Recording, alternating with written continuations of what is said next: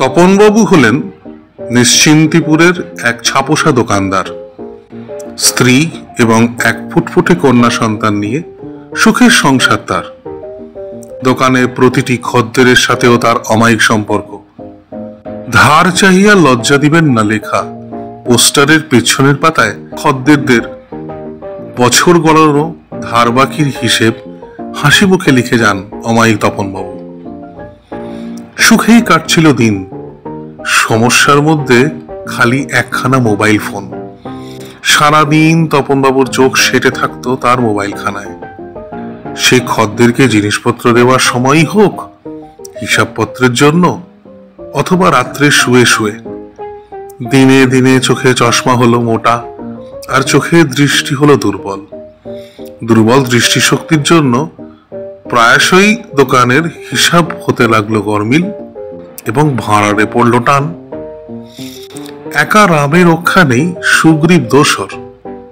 একটানা মোবাইল দেখার কারণে শুরু হলো ঘাড়ে ব্যথা, যা ক্রমশ সার্ভিক্যাল স্পন্ডেলাইটিসে রূপান্তরিত হলো। ডাক্তার এমআরআই করতে বলল। এমআরআইতে যা ধরা পড়লো তা খানিকটা এই রকম। ডিস্কের মধ্যে স্পেস হয়েছে প্রয়োজনের তুলনায় কম। ডাক্তারবাবুরা যাকে ভালোবেসে ডাকেন প্রোল্যাপসড ডিস্ক। সাথে নার্ভ এনট্র্যাপমেন্ট। সহজ ভাষায় এই পচা গরমে দুই ডিস্কের চাপে নার্ভগুলির গলদঘর্ম অবস্থা। শুরু হলো তপনবাবুর রিসার্চ। আরে দাঁড়ান মশাই দাঁড়ান, আপনি দেখছি রিসার্চ বলতেই আপনার দিব্যচক্ষুতে তপনবাবুর সামনে একগাদা চিত্রগুপ্তের খাতাকে হার মানানো বইপত্র চাপিয়ে দিলেন যে। আরে ওসব বড্ড সেকেলে মশাই। আজকাল মোটা মোটা বইপত্র চেয়ারে নিজের পছন্দ মতো ছিমছাম গদি লাগিয়েছে ফাস্ট লোডিং ওয়েব পেজেস। শোবার ঘর থেকে তপনবাবুর স্ত্রী আজকাল আর পড়ার ঘরের আলো নেবার অপেক্ষা করেন না, করেন মোবাইলের চার্জ শেষ হয়ে যাবার। অনেক খুঁজে তপনবাবু গেলেন শহরের সব থেকে ভালো অস্থি বিশেষজ্ঞের কাছে। সোনা ঝরা হাতের লেখায় খসখস করে প্রেসক্রিপশনে ডাক্তারবাবু লিখে দিলেন, ফিজিওথেরাপি করা প্রয়োজন, সারলে ভালো, না হলে অপারেশন। 96% চার্জ এবং 5G ইন্টারনেট নিয়ে সেদিন তপনবাবুর কেন জানি না ইচ্ছে করলো না মোবাইল ফোনটা হাতে তুলে নিতে।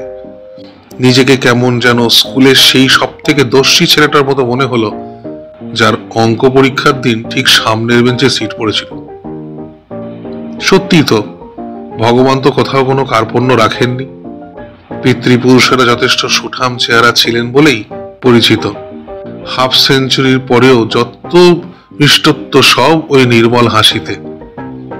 রক্ত একেবারে নিম পাতাকে কাটায় কাটায় টেক্কা দেয়। পাঁঠার চর্বির শরীর এত বছরেও ভালোবেসে মলাশয় ছাড়া নিজেরা কোনো অংশেই স্থান দেয়নি। দিন কতকের সর্দি জ্বর ছাড়া তপনবাবুর মুদির দোকান কেউ কোনোদিন বন্ধ থাকতে শোনেনি। কিছু সঠিক পশ্চার আর নিয়মিত কিছু সহজ ব্যায়াম, না এইটুকুই তো পারত তাকে আজ আসন্ন অপারেশনের বিভীষিকা থেকে বাঁচাতে।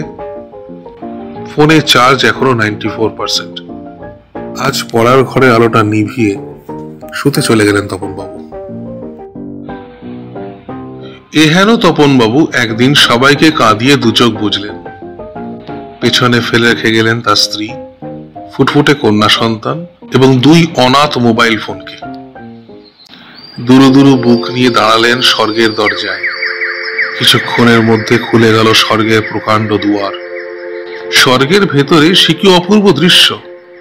তপনবাবু সবেমাত্র স্বর্গে ঢুকবেন বলে পা বাড়ালেন, আর ওই দিক থেকে গুরুগম্ভীর যমরাজের গলা ভেসে এল, দাঁড়ান মশাই দাঁড়ান, আগে ওটিপিটা বলুন, ওটিপি ছাড়া স্বর্গে নো এন্ট্রি।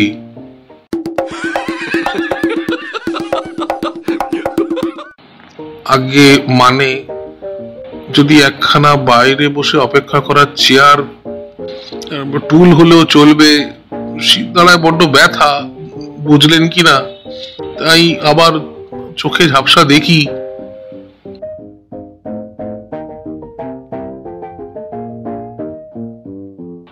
মনের ভুলই হবে। মনে হলো কেন খান দশেক উই পোখা চোখের সামনে দিয়ে ওনার সাধের ড্রয়িং রুমের আরাম কেদরাটায় চড়ে স্বর্গে প্রবেশ করলো। মুখের উপর স্বর্গের দুয়ার আবার হলো বন্ধ। নাকে ঢুকলো খালি কিছু ঘুম ধরে যাওয়া কাঠের। ওই দুর্বল দৃষ্টিশক্তি নিয়ে নিচে মর্তলোকের দিকে তাকাতেই দেখতে পেলেন টেবিলের এক কোণে পড়ে থাকা মোবাইলগুলোতে বারবার ঢুকছে ওটিপি। কারো তাতে বিন্দুমাত্র ভ্রুক্ষেপ নেই। চোখ কুঁচকে তপনবাবু অনেক করে পড়ার চেষ্টা করলেন। না, দৃষ্টিশক্তি নেহাতি দুর্বল। কি বুঝলেন? বেঁচে থাকতে থাকতে তপনবাবুর মতন হবেন না। মোবাইলের স্ক্রিনটা ছেড়ে পৃথিবী প্রাণ ভরে উপভোগ করার চেষ্টা করুন। শির দ্বারা সোজা করে যেদিকে দু চোখ যায় গিন্নির হাত ধরে বেরিয়ে পড়ুন আর গুনগুন করে গান জুড়ে দিন দেখি। শাখে শাখে পাখি ডাকে, কত শোভা চারিপাশে, আহা কি আনন্দ আকাশে বাতাসে। আহা কি আনন্দ আকাশে বাতাসে।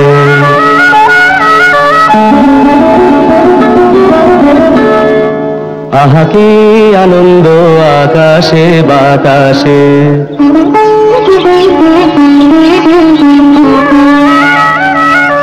শাখে শাখে পাখি ডাকে, কত শোভা চারিপাশে,